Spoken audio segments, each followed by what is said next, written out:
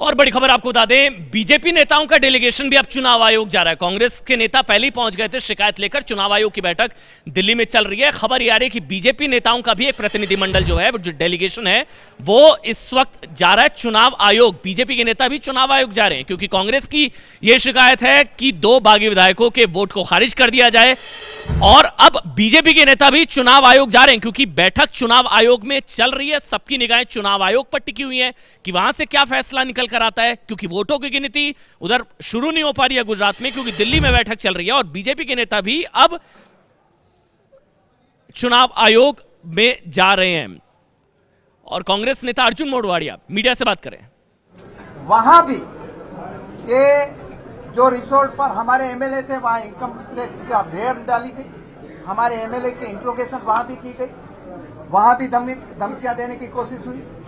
इसलिए ये पहले से ही ये चुनाव उनके पास, भारतीय जनता पार्टी के पास नंबर नहीं थे, तो भी ऐसी तरह खरीद फरोख्त की राजनीति करके वो जीतना चाहते थे। और इसलिए आज मॉर्निंग में भी यही कोशिश हुई कि जो हमारे कांग्रेस के एमएलए थे, उनका वोट बीजेपी को दिखा रहे थे कि देखो मैंने आपको वोट दिया है।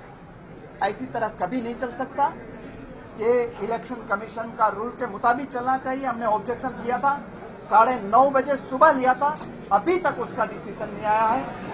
इलेक्शन कमीशन भी दबाव में, अगर दबाव में नहीं होता तो उसी समय जैसी तरह राजस्थान और हरियाणा दोनों जगह तुरंत ही ये वोट रद्द किया गया था। बैलेट बॉक्स में डालने के लिए भी मना कर दिया था, लेकिन यहाँ डालने दिया गया और आज काउंटिंग में लेने के लिए आग्रह भारतीय जनता पार्टी कर रही है।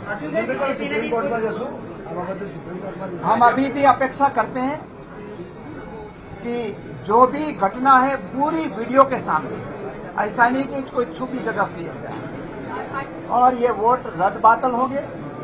और वैसे भी इतनी खरीद फरोख्त के बाद भी कांग्रेस पार्टी 45 वोट लेकर जीत रही है, उसमें कोई सवाल नहीं।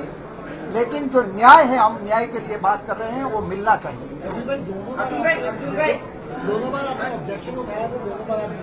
मॉर्निंग में 9:30 बजे हमने उसी समय पे उठाया था।